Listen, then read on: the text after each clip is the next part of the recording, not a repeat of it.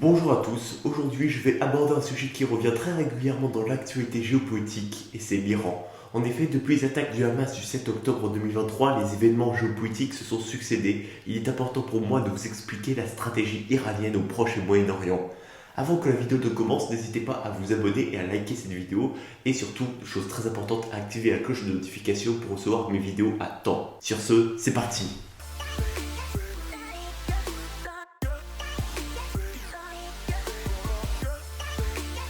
La stratégie internationale de l'Iran est le fruit de l'idéologie de son leader Ali Khamenei, guide suprême de la République islamique d'Iran.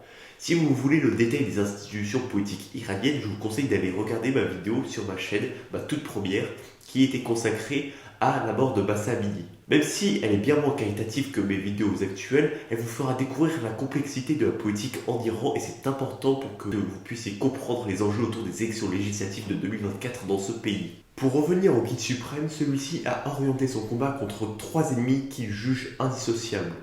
Tout d'abord l'Arabie Saoudite et son sunnisme, et ensuite Israël. Alors cette haine Israël est dans la continuité de l'antisionisme hérité du traumatisme arabe de la Nakba. Et enfin, l'ennemi suprême qui selon l'Iran manipule les juifs comme les sunnites, ce sont les Américains. Ali Khamenei a une féroce haine des valeurs libérales occidentales qui, selon lui, mènera l'homme à l'enfer et selon sa théorie, un bon musulman doit éviter à ses frères et sœurs d'aller en enfer. C'est cliché, je sais, mais il s'agit de la vraie version théorisée et argumentée par les Iraniens depuis la révolution de 1979. Pour combattre ses ennemis, l'Iran s'allie, finance et arme des armées parallèles dominées par des peuples chiites à travers les Proches et Moyen-Orient. Je pense par là à Achad al-Shabi en Irak et en Syrie, au Hezbollah au Liban ou encore aux Houthis au Yémen. Pour l'Irak et la Syrie, les milices chiites comptent approximativement une centaine de milliers d'hommes et contrôlent des territoires. Ils mènent donc une lutte effrénée contre les États-Unis d'Amérique. Au Liban, l'Iran comme la Syrie ont soutenu la création du Hezbollah contre l'opération Paix en Galilée réalisée par Israël en 1982. Je le rappelle, le but de cette opération était de se débarrasser de l'Organisation de libération de Palestine de Yasser Arafat qui s'était réfugié au Liban. Donc le Hezbollah, soutenu par les deux grandes puissances que sont la Syrie et l'Iran, ont réussi à vaincre Israël et évidemment les mouvements chrétiens proches de l'État hébreu comme l'armée Liban Sud. Lorsque Israël se retire totalement du Liban en 2000, c'est une consécration pour les milices chiites et l'Iran. Ceux-ci sont désormais considérés par beaucoup de musulmans comme les réels défenseurs de l'antisionisme militant et ils ont raison. Depuis les accords de Camp David entre l'Égypte et Israël en 1978, plus personne ne croit au leadership égyptien dans la lutte contre l'État hébreu. De plus, le président Sadat en Égypte, qui, je le rappelle, a mené la guerre du Kippour contre Israël en 1973 et qui a signé les accords de Camp David, s'est tourné après la guerre et les accords avec les États-Unis. Avec en 2020 les accords d'Abraham, ce sont le Maroc, les Émirats arabes unis, le Bahreïn puis le Soudan qui reconnaissent Israël. Et en 2023, c'était l'Arabie saoudite qui se rapprochait de plus en plus de l'État d'Israël. Autant de retournements de veste ont même poussé le Hamas, qui sont pourtant des sunnites extrémistes, à se tourner vers l'Iran avant la guerre. Et certains experts pensent même que c'est le discours antisioniste tenu par le guide suprême d'Iran Ali Khamenei le 3 octobre 2023 qui a poussé le Hamas à lancer son attaque, pour dire l'importance de l'Iran dans ce conflit.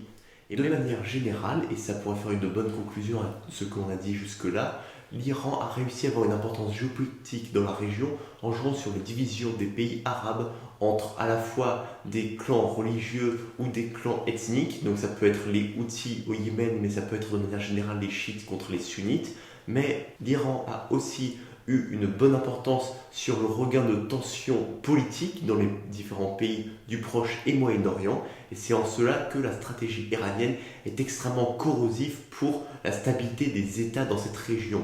Nous devons néanmoins apporter un regard critique sur l'analyse que nous avons donnée de la politique iranienne au Moyen-Orient. En effet, trois problèmes de taille vont se poser à l'avenir. Tout d'abord, la question de santé économique en Iran. Et celle-ci se fait de plus en plus angoissante chez la population. L'inflation est de 40% pour l'année 2023 selon les chiffres officiels. Et donc le peuple ne pourra certainement pas supporter longtemps une guerre qui coûte à l'Iran des milliards de dollars chaque année et qui exclut des échanges économiques avec l'Occident et qui la condamne à vendre des hydrocarbures à bas prix au profit de la Chine. La deuxième question d'importance est autour des États-Unis d'Amérique qui vont élire leur président en novembre 2024.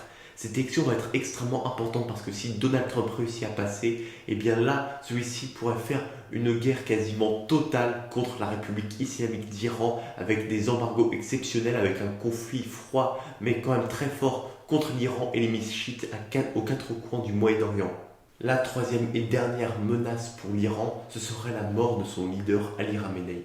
En effet, celui-ci est un peu le pilier de l'Iran et vu qu'il commence à se faire âgé, beaucoup craignent sa mort. Et celle-ci provoquerait un cataclysme politique dans le pays, étant donné qu'aucun religieux ne sait qui pourrait lui succéder. Certains ont commencé à émettre l'hypothèse que ce serait son fils qui lui succéderait, sauf que le problème c'est que le fils d'Ali Khamenei n'a pas les compétences religieuses nécessaires pour lui succéder, ce qui fait qu'institutionnellement il ne pourrait pas le faire.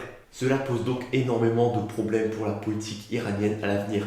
Qui succédera à celui qui a incarné, qui a été la figure de proue de l'Iran pendant des dizaines d'années? Et c'est comme cela que je voudrais terminer cette vidéo, en vous disant que, en tout cas dans la plupart des cas, la politique se fait autour de quelques grandes personnalités et donc que leur mort peut bouleverser à tout jamais les équilibres régionaux, voire mondiaux. Et c'est pour cela qu'il ne faut pas voir l'affrontement régional du Moyen-Orient entre chiites et sunnites comme une chose qui durera pour l'éternité. Il faut voir aussi la politique intérieure iranienne avec son lot de répression notamment des femmes comme une politique qui ne pourra pas durer pour l'éternité, elle non plus.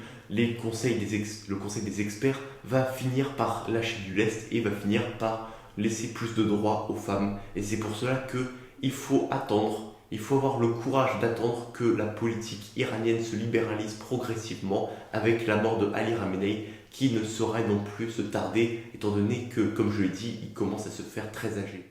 En attendant, si cette vidéo vous a plu et que vous avez appris des choses, n'hésitez pas à vous abonner, à liker cette vidéo, comme je l'ai dit en introduction, à la partager, à activer la cloche de notification pour recevoir toutes ces nouvelles vidéos. En attendant, moi je vous dis à la prochaine, ciao!